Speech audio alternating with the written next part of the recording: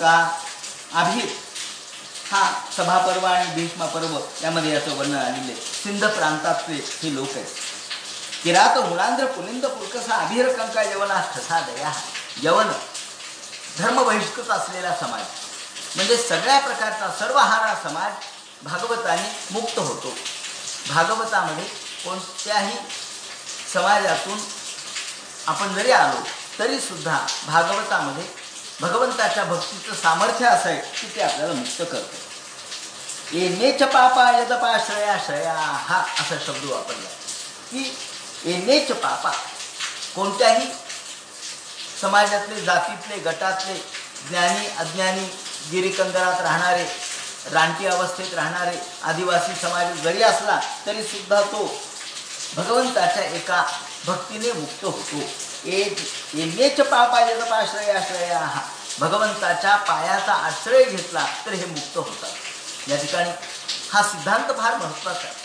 भागवतामध्ये हा जो श्लोक आलेला आहे या श्लोकाने सामान्य माणसाला वर्णाश्रमाच्या पलीकडच्या वर्णातीत असलेल्या समाजाला वर्णबाह्य असलेल्या समाजाला किंवा नीच असणाऱ्या समाजाला सुद्धा एक प्रकारचं आश्वासन प्राप्त झालं की नाही मी देखील मुक्त होऊ शकतो. ज्ञानाची गरज नाही, यज्ञाची गरज नाही, कर्माची गरज नाही, भक्तीनेच भगवान प्राप्त होऊ शकतो अशा प्रकारचं आश्वासन या ठिकाणी मिळालं. आणि म्हणून संतांनी भागवताला महत्त्व दिलं. संत साहित्यामध्ये भागवत धर्म हा महत्त्वाचा मानला. त्याचप्रमाणे भागवत ग्रंथ महत्त्वाचा मानला. ज्याप्रमाणे आपण म्हणतो यदपाश्रया श्रेया हा भगवंताच्या आश्रयाने शुद्ध्यंती तस्मै प्रभविष्णवे नमः. शुद्ध्यंती तस्मै केवळ भगवंताच्या एका नामाने भगवंताच्या एका भक्तीने हे सगळे शुद्ध होतात. आता या ठिकाणी त्याचं उदाहरण ज्ञानेश्वर माऊलींनी आपल्या ज्ञानेश्वरीमध्ये दिलेले. त्यांनी असं म्हटलंय की ज्ञानेश्वरीमध्ये ज्ञानेश्वर महाराज असं म्हणतात की एखाद्या आपण आज चलनामध्ये अनेक नाणे वापरतो किंवा चलनामध्ये कागदाचे चलन वापरतो, काही धातूचे चलन वापरतो. माऊलीने असं वर्णन केलंय की जर समजा चामड्याचं चलन वापरलं आणि त्या चामड्याचं चलन राजाज्ञेची अक्षरे आहाती ती चामायिका दया पडती त्या चामासाठी जोडती सकळ वस्तू. माऊली असं म्हणतात की चामड्याचं नाणं जर चलन म्हणून वापरण्यात आलं आणि मग या चामड्याला काय किंमत आहे हो?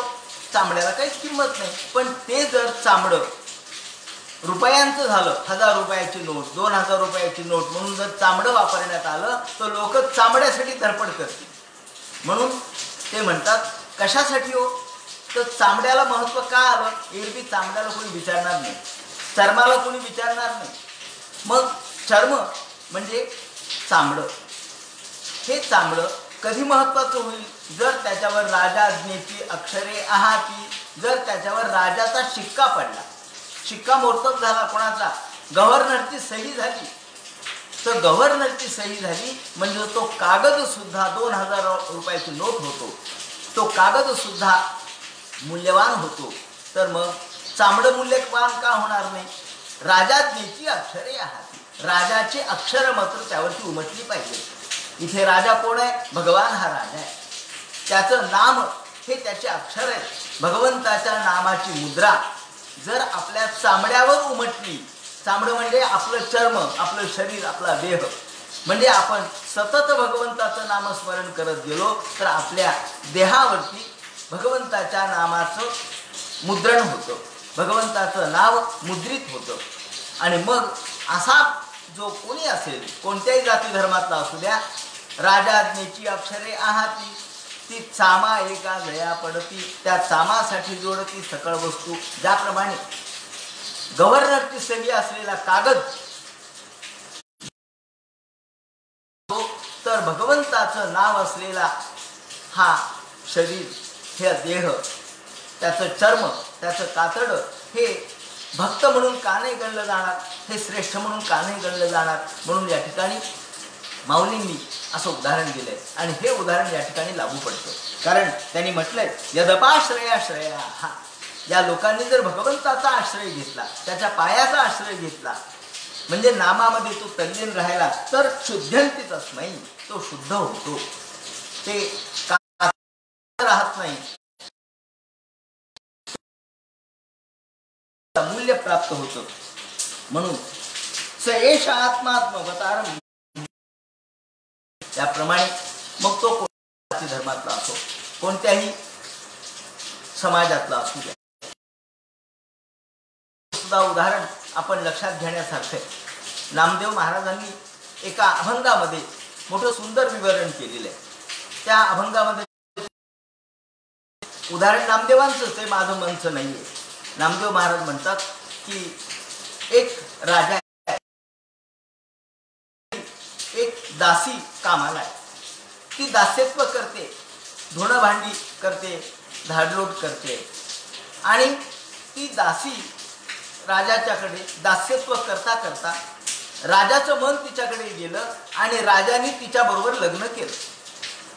आता कालपर्यंत ती दासी होती, पण आज राजाने तिच्याबरोबर लग्न केलं की दासी राहिली का, असा प्रश्न नामदेव महाराजांनी विचारलाय. दासी होती परी रायासी रतली, दासी होती, होती आणि आहे, भूतकाळ आणि वर्तमान काळ याचा फरक आहे. म्हणून अपिचेत सुदूर आचारो भजते माम अनन्य भाग, तो अपिचेत सुदूर, तो जर माझ्याशी एकनिष्ठपणाने भजला तर साधुरेव हि मंतव्य, तो साधू होईल, तो श्रेष्ठ होईल. काल ती दासी होती, पण आज दासी राहिली का. लग्न लागल्यानंतर जर कुणी म्हटलं ए दासी इकडे ये, तर चालेल का. अहो दासी म्हटलं तर फाशी जावं लागेल. म्हणून दासी तिला म्हणता येणार नाही, तिला राणी साहेबच म्हणावं लागेल. का, राजाची आहे ना. काल दासी होती, पण आज राणी साहेब झाली. काल सामान्य होती, या ठिकाणी स्तर बदल, स्तरामध्ये परिवर्तन कसं होतं. काल कुणी नव्हती, एक अशिक्षित महिला होती, पण वकिलाशी लग्न केलं की वकिलीनबाई, डॉक्टरशी लग्न केलं की डॉक्टरीनबाई, मास्तरशी लग्न केलं की मास्तरीनबाई. का बरं. त्याचं कारण तिला ज्याच्याबरोबर लग्न केलंय त्याचा स्तर प्राप्त होतो. म्हणून लग्न म्हणजे जुळणी, लग्न म्हणजे जुळणे. भगवंताशी जुळलो तर आपल्याला भगवंताचा स्तर प्राप्त होतो. म्हणून ते म्हणतात की दासी होती परी रायासी रतली, मागील त्या बोली बोलो नये. आता मागची बोल, मागचा शब्द आपण काढता कामा नये. मागचा शब्द म्हणजे दासित्व येणार नाही. ती राणी म्हणून राणी साहेब तिला म्हणावं लागेल. का, ती आता राजा. या ठिकाणी हा स्तर कसा बदलला, एका दिवसात कसा बदलला. अहो एका क्षणात बदलतो, दिवसात काय. लग्न लागलं, नुसत्या अक्षदा पडल्याबरोबर ती राणी झाली. दासी होती परी रायासी रतली, मागील त्या बोली बोलू नये. नामदेव महाराज पुढे म्हणतात की लोखंडाचा विळा परिसा लागला. एक लोखंडाचा विळा होता, त्याची किंमत काय 2 रुपये 5 रुपये असेल, पण त्याला परिसाचा स्पर्श झाल्याबरोबर तो सोन्याचा झाला. आता जर म्हटलं की आम्हाला 5 रुपयाला द्या तर कोणी देईल का. अहो परिसाचा स्पर्श झाल्याबरोबर त्या लोखंडाचं सोनं झालं. आणि सोन्याचा हा जो विळा आहे त्याची किंमत आज काय असेल, 51,500 रुपयाच्या भावाने आज त्याची किंमत किती होईल, 5 लाखापर्यंत. सांगायचं तात्पर्य असं की मूल्य बदललं, या ठिकाणी मूल्य परिवर्तन झालं. म्हणून तुम्ही कोणीही असा, तुमचं मूल्य परिवर्तन होतं जर भगवंताचा स्पर्श झाला तर. म्हणून ते म्हणतात मागील त्या बोली मागो नाही. आता मागच्या बोलाने तुम्हाला मागता येणार नाही. आणि म्हणून ते म्हणतात की ज्याप्रमाणे जसं मागील त्या बोला मागो नाही, त्याचप्रमाणे भक्त सुद्धा असू द्या, तो जर भगवंताशी एकरूप झाला, भगवंताशी त्याचं भक्तित्व निर्माण झालं, भक्तियुक्त अंतःकरणाने भगवंताशी जोडला गेला, तर त्याला केवळ जातीच्या पातळीवर आपण त्याला जातीने त्याचा उच्चार करता येणार नाही. तो अमुक एका जातीचा आहे म्हणून कमी आहे असं म्हणतात, श्रेष्ठ झाला. या ठिकाणी हीच ही भागवतातली आणि गीतेतली ही महत्त्वाची भूमिका आपल्या सर्व साहित्य 12व्या-13व्या शतकामध्ये जे परिवर्तन घडून आलं, जो सर्वहारा समाज लिहू लागला, संत झाला, वेगवेगळ्या जातीमध्ये संत झाले, त्याचं कारण हे आहे की एक आश्वासन मिळालं, एक आपल्याला निश्चित अशा प्रकारची भूमिका मिळाली. हे ज्ञानेश्वर माऊली, नामदेव महाराज यांचं कर्तृत्व आपल्याला दिसेल. म्हणून येणेच पापा यदपाश्रयाश्रया, हे भागवतातलं श्रेष्ठ तत्वज्ञान आहे. भागवतातला मध्यवर्ती विचार हाय आणि म्हणून भागवताला महत्त्व आहे. भागवत ग्रंथाचं वाचन चिंतन का करायचं, तर आपल्याला अंतःकरणाला आश्वासन मिळालं पाहिजे, आपल्यातला न्यूनगंड कमी झाला पाहिजे आणि आपण कुणी कमी नाहीत अशा प्रकारची भावना आपली निर्माण झाली पाहिजे. सेष आत्मा, याप्रमाणे ते म्हणतात की हे श्रीकृष्ण हे एवढे दयाळू आहेत, कृपाळू आहेत की या कृष्णाच्या चरित्रामध्ये आपल्याला श्रेष्ठ दर्जाचा विचार दिसतो. त्याचप्रमाणे कृष्ण आपल्याला मुक्त करणारे आणि कृष्ण हे आपल्याला त्यांच्या चरित्र गायनाने मुक्त करतात. आणि म्हणून भक्त राजा कुलशेखराने असं म्हटलंय की कृष्ण त्वदीय पद पंकज पंजरांते, हे कृष्णा तुझ्या पद पंकज पंजरांते, तुझ्या पायाशी मला आत्ताच माझं मन जाऊ दे. अद्यैव मे विशतु मानस राजहंसा, माझा मानसरूपी राजहंस, माझं मन रूपी राजहंस आत्ताच तुझ्या पायाशी लागू दे.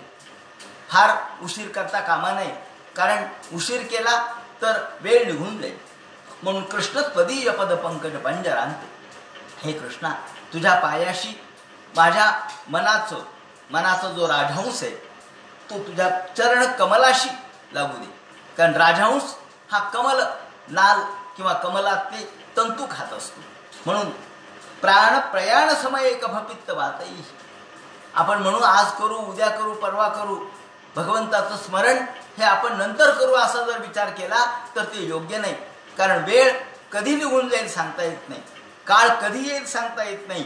प्राण प्रयाण समय कफपित्त वातई, प्राण जात असताना, प्राणोत्क्रमण होत असताना कफ पित्त वात या तिन्हीचा प्रकर्ष एवढा वाढतो, वायू आपल्या घशामध्ये अडकतो, कफ घशामध्ये अडकतो आणि या तिन्हीचा प्रकोप एवढा होतो की माणसाला स्मरणच राहत नाही. त्याचं दुःख एवढं असतं. मरणप्राय कशाला म्हणतात? मरणाचं दुःख मेल्याशिवाय कळत नाही आणि मेलेला सांगायला पुन्हा येत नाही मला हे दुःख झालं म्हणून. म्हणून आपण निदान जे संत महात्मे त्यांनी जे वचन दिलेलं आहे त्याच्यावर विश्वास ठेवला पाहिजे.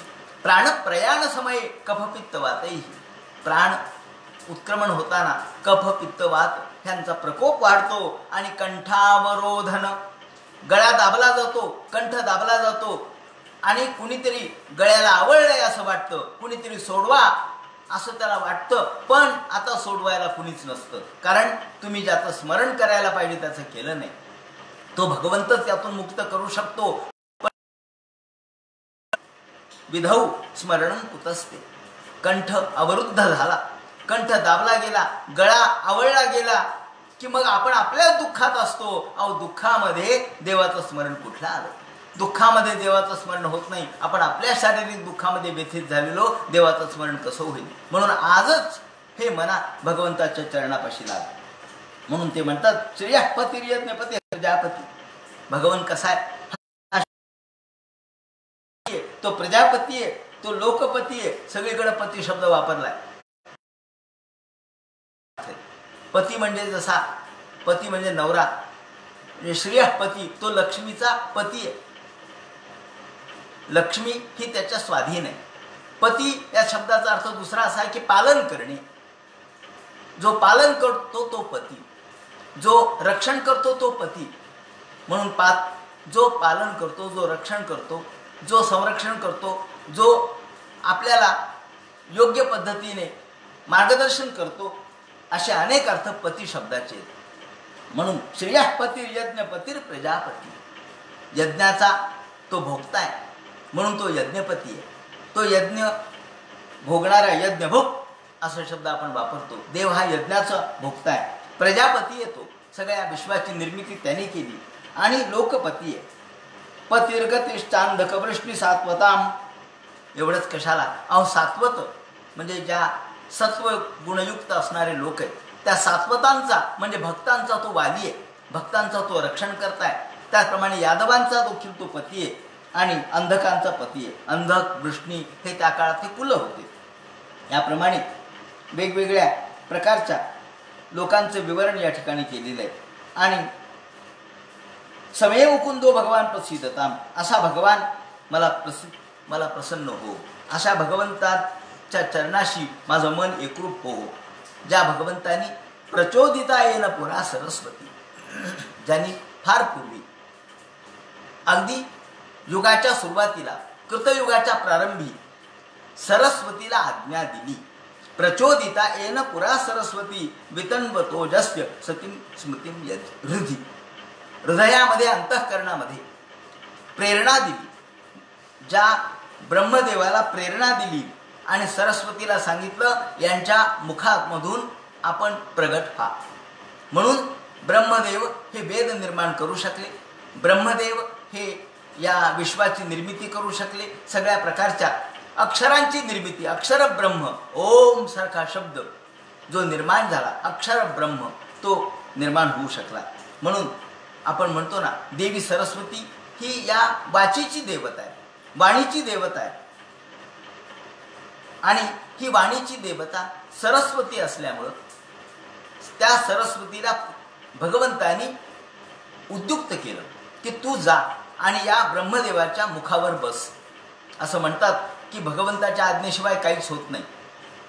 असं एक कथानक आहे की जेव्हा वाल्मिकी हे यांनी रामायण केलेलं नव्हतं तोपर्यंत, आणि वाल्मिकी हे वनामध्ये फिरत असताना तपश्चर्या वगैरे केली आणि शांत बसले. त्यावेळेला ब्रह्मदेवाच्या जवळ सरस्वती आली आणि ब्रह्मदेवाला म्हणाली की मला सांगा कुठं जायचंय, मी काय काम करायचंय. त्यांनी सांगितलं जा. वाल्मिकी ऋषी हे अरण्यामध्ये आता ते बाल्या कोळी राहिले नाहीत, ते तपश्चर्येने पावन झालेत, नारदांचा त्यांना आशीर्वाद प्राप्त झालाय आणि ते मुक्त झाले. अशा मुक्तावस्थेमध्ये ते वावरत आहेत, जीवनमुक्त अवस्थेमध्ये वावरत आहेत. तेव्हा त्यांच्या वाणीमध्ये जाऊन बैस. आणि असं म्हणल्याबरोबर सरस्वती ही त्यांच्या वाणीत जाऊन बसली आणि तिथून मग रामायणाला सुरुवात झाली. म्हणून रामायणाचा प्रारंभ हा कोणत्या देवाच्या नमनाने नाहीये, गणेशाच्या नमनाने नाहीये, किंवा आपण जसं मंगलाचरण करतो तसं मंगलाचरण रामायणामध्ये नाहीये. वाल्मिकी रामायणामध्ये मा निषाद प्रतिष्ठात्व मगमा शाश्वती समाहा या ठिकाणी एक शापवाणी आहे. शापवाणी क्रौंच मिथून त्यांनी पाहिलं, त्यातल्या व्याधाने एका मिथुनातल्या एकाला ठार मारलं. आणि मग त्यातला दुसरा जो आहे पक्षी, कुणी म्हणतात पक्षी, कुणी म्हणतात पक्षी, म्हणजे नराला मारलं, कुणी म्हणतात मादीला मारलं. पण त्यातली नर किंवा मादी यांचा जो आक्रोश त्या ठिकाणी ऐकला वाल्मिकीनं आणि मग म्हणाली की अरे, त्याच्यात वाल्मिकीच्या तोंडून एक शापवाणी प्रगटली. मा निषाद प्रतिष्ठात्व मग शाश्वती समाहा.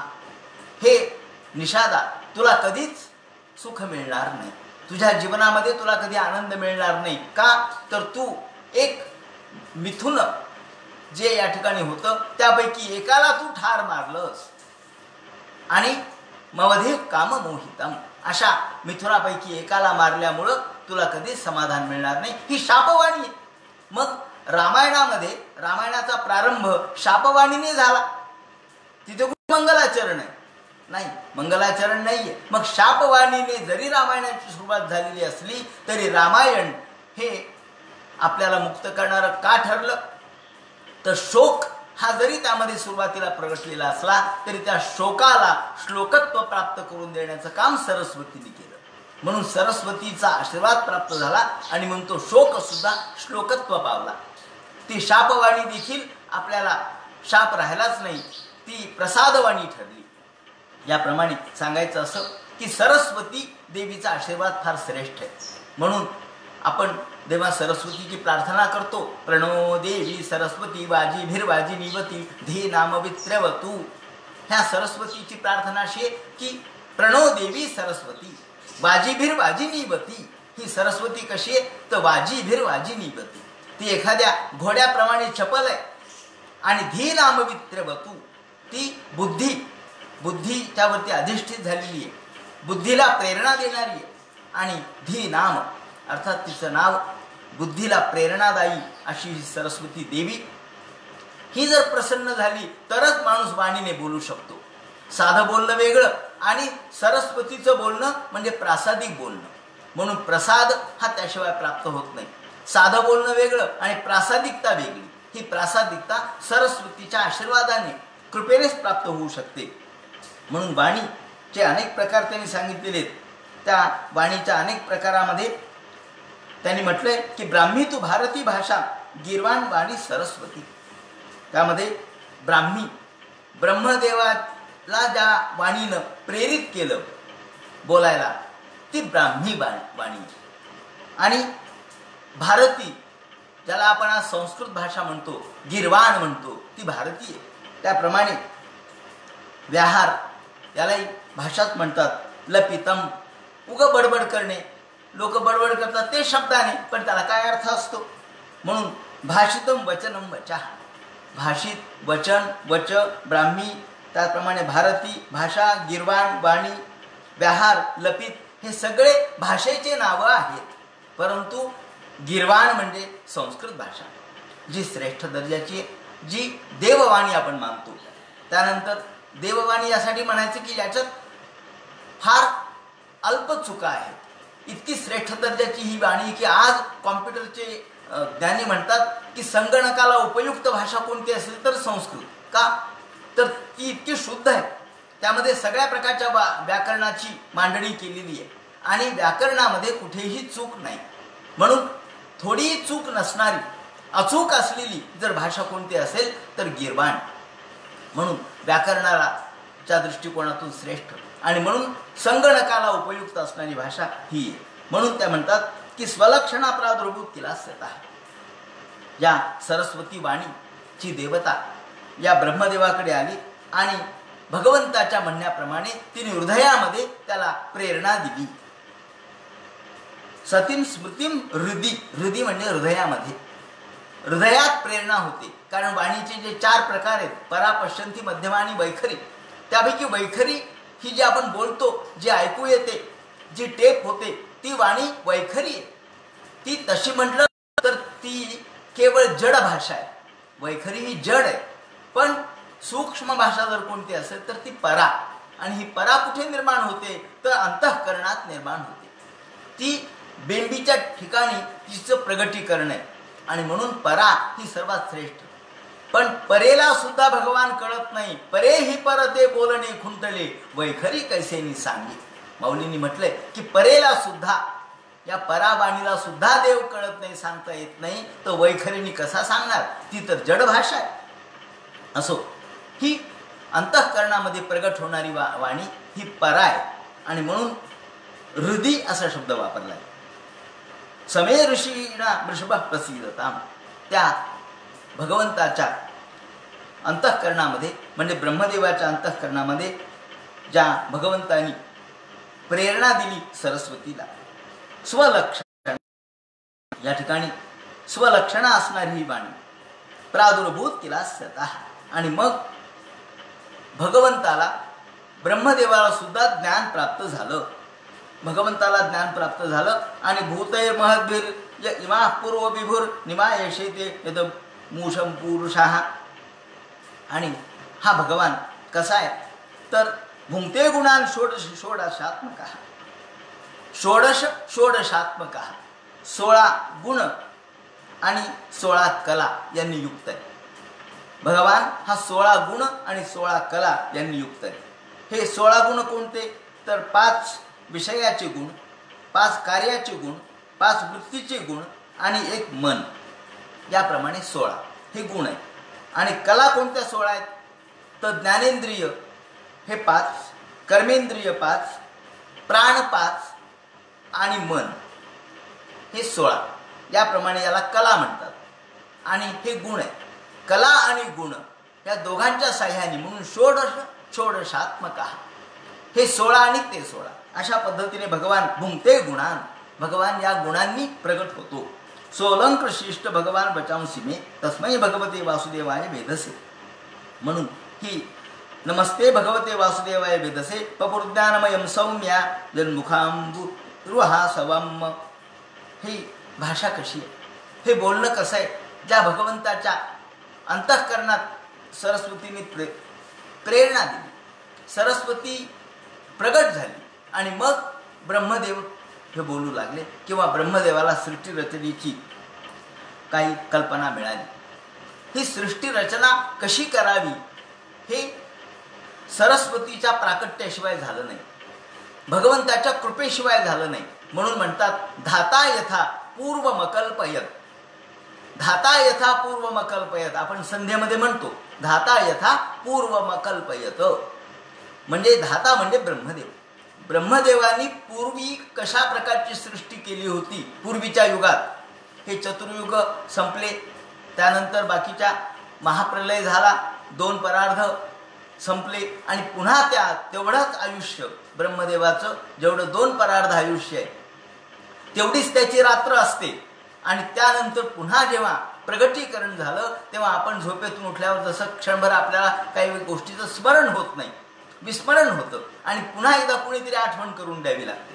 त्याप्रमाणे भगवंतांनी आठवण करून दिली आणि मग धाता यथा पूर्वमकल्पयत. पूर्वीच्या कल्पामध्ये जे केलं होतं त्याची आठवण धात्याला झाली, ब्रह्मदेवाला झाली आणि याप्रमाणे भगवंतांनी ती आठवण करून दिली. पपुर्ज्ञानमयं सौम्या यन्मुखांबुरुहासवम्. आणि या ठिकाणी शुकाचार्य म्हणतात, हे परीक्षिते, हे मी माझ्या वडिलांच्या तोंडून ऐकलं, हे मी माझ्या व्यासांच्या मुखातून ऐकलं. यन्मुखांबुरुहासवम्. त्यांच्या मुखामधून या ज्ञानामृताचं सेवन मी केलं, ते मी तुला सांगतोय. आणि म्हणून त्या व्यासांना, त्या माझ्या वडिलांना, त्या माझ्या पित्याला मी नमस्कार करतो. एत देवात्मभूराजन नारदाय विपृच्छते. ज्या वेळेला नारदाला व्यासांनी ज्ञान सांगितलं, नारदांनी व्यासांना ज्ञान सांगितलं, नारद आणि व्यास यांची भेट झाली. माझ्या वडिलांची जेव्हा नारदाची भेट झाली त्यावेळेला नारदांनी हे ज्ञान माझ्या वडिलांना सांगितलं, व्यासांना सांगितलं आणि ते ज्ञान मी तुला सांगतोय. म्हणून मी त्या वेदगर्भोभ्यदात साक्षात यदा हरिरात्मना, त्या वेदगर्भ असणाऱ्या माझ्या गुरुला, माझ्या पित्याला मी वंदन करतो. म्हणून या ठिकाणी व्यासांना वंदन केलेलं आहे, आपल्या पित्यांना वंदन केलेलं आहे, नमस्कार केलेला आहे. शुकाचार्यांनी पित्यांना नमस्कार केला आणि सोलं प्रशिष्ट भगवान बचांसी मे. पहा, एवढे मोठे शुकाचार्य आहेत, परंतु ते किती नम्र आहेत. खरं म्हणजे ते मुक्त आहेत, जीवन मुक्त आहेत, सगळं काही ज्ञान माहीत आहे. शब्द आणि अक्षर ब्रह्म आणि अतीत असलेलं ब्रह्म, ह्या दोन्ही गोष्टी त्यांच्या हातामध्ये करताना मलकवत हातामध्ये एखादा आवळा असावा त्याप्रमाणे. तरी सुद्धा ते म्हणतात नाही, भगवंताची कृपा जर असेल तर मी हे बोलू शकतो. सोलं प्रशिष्ट भगवान बचांसी मे. भगवान माझे जर काही तपश्चर्या असेल, माझं जर काही पुण्य असेल, मी जर काही पूर्वी तपश्चर्या केली असेल तरच मी हे सांगू शकतो. भगवान माझ्या वाणीच्या माध्यमातून मला अलंकृत करू द्या. म्हणजे माझी वाणी भगवंताचं गुण वर्णन करण्यासाठी जर माझ्यामध्ये काही ज्ञान असेल, तपश्चर्या असेल, मी जर काही पूर्वी सत्कर्म केले असतील तरच माझ्या वाणीमधून भगवान आपलं ज्ञान प्रगट करेल, आपल्या कथा प्रगट करतील. भगवान आपले ज्ञान आणि कथा माझ्या वाणीच्या माध्यमातून प्रगट करो, अलंकृत करो. माऊलींनी सुद्धा जेव्हा ज्ञानेश्वरी लिहिली त्यावेळेला त्यांनी अत्यंत स्पष्टपणाने सांगितलंय की माझी या सत्यवादाचा तप वाचा केले बहुत कल्प. ज्ञानेश्वरी काही एकाएकी मी लिहिली नाही, एका दिवसात ज्ञानेश्वरी लिहिली नाही, याच वयात ज्ञानेश्वरी याच आयुष्यामध्ये नाही लिहिली. ज्ञानेश्वरी लिहिण्यासाठी मला किती आयुष्य खर्च करावे लागले, किती कल्प खर्च करावे लागले आणि त्या अनेक कल्पामध्ये, अनेक युगामध्ये, युगानुयुग मी सत्य बोलण्याचं तप केलं. हे माऊली म्हणतात की माझी या सत्यवादाचा तप, सत्य बोलण्याचं तप मी एका आयुष्यात नाही, हजारो जन्म केलंय. हजारो जन्म मी फक्त तपश्चर्यात करत आलोय, कोणती? सत्य बोलण्याची. सत्याशिवाय काही बोलणार नाही. म्हणून सत्य बोलणं, जो सत्य बोलतो, जो कायम सत्य बोलतो, तो सत्यवचनी होतो आणि त्याचं बोललेलं खरं होतं. आपण म्हणतो ना, त्याचं बोललेलं खरं झालं. अहो, बोललेलं खरं कधी होईल? जो खरंच बोलत राहतो त्याचं बोललेलंही खरं होतं. म्हणून असं जरा उलट सुलट पद्धतीने आपण म्हणू की जो खरं बोलतो त्याचं बोललेलंही खरं होतं, आणि जो खोटंच बोलत असतो नेहमी, त्याने खरं जरी सांगितलं तरी लोक म्हणतात नाही नाही खोटं असेल हो. कारण जो खोटं बोलतो, आपण म्हणतो ना, लांडगा आला रे आला, असं जर कोणी म्हणत राहिलं आणि लांडगा आलाच नाही, तो का म्हणतो त्या खोटंच बोलतोय. आणि खरंच जरी लांडगा आला तरी लोक म्हणतात नाही नाही नाही हे खोटंच असेल हो. जो खोटंच बोलत राहतो त्याच्यावर लोक विश्वास ठेवत नाहीत, त्याच्या वाणीला दोष लागतो. आणि जो खरं बोलत राहतो त्याची वाणी शुद्ध होते. कारण वाणी म्हणजे अग्नी आहे. आपण पुढे येणार आहे तो विषय की वाणीमध्ये अग्नी आहे, आणि अग्नी हा नेहमी शुद्ध असतो. अग्नी दुसऱ्यालाही शुद्ध करतो, धातू शुद्धी करतो, मनशुद्धी करतो. त्याचप्रमाणे म्हणून अग्नी हा वाचेमध्ये, अग्निर्मे वाचिषितः वाग हृदय हृदय मयी अहम अमृते अमृतम ब्रह्मणी. अग्नी हा वाचेमध्ये स्थित आहे, तो वाणीमध्ये स्थित आहे. आणि म्हणून सत्य बोलणं म्हणजेच अग्नीची उपासना करणं. सत्य हा अग्नीचा धर्म आहे. म्हणून सत्यवादी जो असतो तो कधीच त्याचं बोललेलं खोटं होत नाही. म्हणून ते म्हणतात, माऊली म्हणतात, माझी या सत्यवादाचा तप वाचा केले बहुत कल्प. माझ्या वाणीने हजारो कल्प सत्य बोलण्याचं तप केलं, म्हणून मी ज्ञानेश्वरी लिहू शकलो. ज्ञानेश्वरी अमर का झाली? ज्ञानेश्वरी प्रासादिक का झाली? आज इतक्या वर्षानंतर सुद्धा ज्ञानेश्वरी का वाचली जाते? त्याची पारायणं का होतात? त्याचं एकमेव उत्तर असेल की त्याच्या मागं ज्ञानेश्वरांची सत्यवादी भूमिका आहे. आणि म्हणून जो सत्य बोलतो त्याचे शब्द सत्य होतात, त्याचे शब्द खरे होतात, ते अमर होतात, ते कधीच नष्ट होत नाहीत, अक्षर होतात. हे अक्षरत्व शब्दांना प्राप्त होतं सत्यपणामुळे. म्हणून या ठिकाणी शुकाचार्य म्हणतात की माझ्याही शब्दाला जर सत्यत्व, माझ्याही शब्दाला जर सौंदर्य आणि माझ्याही शब्दाला जर अक्षरत्व प्राप्त व्हायचं असेल तर भगवंतांनी ते अलंकृत करावं. भुंक्ते गुणान षोडशीर्षात्मका सोलंकृशिष्ट भगवान बचांसी मे. 16 कला आणि 16 गुण यांनी अलंकृत असलेले भगवान, त्यांनी माझ्या वाणीला अलंकृत करावं, माझी वाणी सुंदर करावी की ज्यामुळं मी हे कथन करू शकेन. म्हणजे एवढे मोठे शुकाचार्य सुद्धा शेवटी देवाची कृपा असेल तर मी बोलेन, नाही तर मला बोलण्याची ताकद नाही असं म्हणतात. असा याप्रमाणे सृष्टीवर्णाचं स्वरूप या ठिकाणी सांगायला ते सुरुवात करतात. नारद म्हणतात या ठिकाणी, व्यास आणि नारद, ब्रह्मदेव आणि नारद यांचा संवाद या ठिकाणी आहे. म्हणजे फार पूर्वी जेव्हा नारदाला उपदेश केला ब्रह्मदेवाने, तेव्हा तो उपदेश या ठिकाणी सांगायला सुरुवात केलेली आहे. म्हणजे या भागवतामध्ये अनेक संवाद आहेत. सुरुवातीला सूत शौनकादिकाचा संवाद आहे, मग नारद आणि व्यास यांचा संवाद आहे, मग शुकाचार्य परीक्षितचा संवाद आहे, मग नारद ब्रह्मदेवाचा संवाद आहे, युधिष्ठिर आणि नारद यांचा संवाद आहे. अशा अनेक संवाद आहेत आणि या सगळ्या संवादातले स्तर भिन्न आहेत. पुन्हा हेही लक्षात घ्या, ज्याप्रमाणे गीतेमध्ये एक कृष्ण हा एक संवाद आहे, दुसरी पातळी आहे, तिसरी पातळी दृष्टीने विचार केला तर ज्ञानेश्वर श्रोत्यांना सांगतात पातळी, आणि आपण ते ऐकत असतो. गीता किंवा याच्यामध्ये सुद्धा 4-5 प्रकारचे श्रोत्र संवाद तुम्हाला दिसतात. तसे या ठिकाणी श्रोत्र संवाद आहे. आणि हे श्रोत्र संवाद म्हणजे मग आणि ब्रह्मदेव, शास्त्र प्रचिती, त्याप्रमाणे गुरु प्रचिती आणि तिसरी आत्मप्रचिती, 3 प्रकारच्या प्रचिती सांगितलेल्या आहेत. एक शास्त्र प्रचिती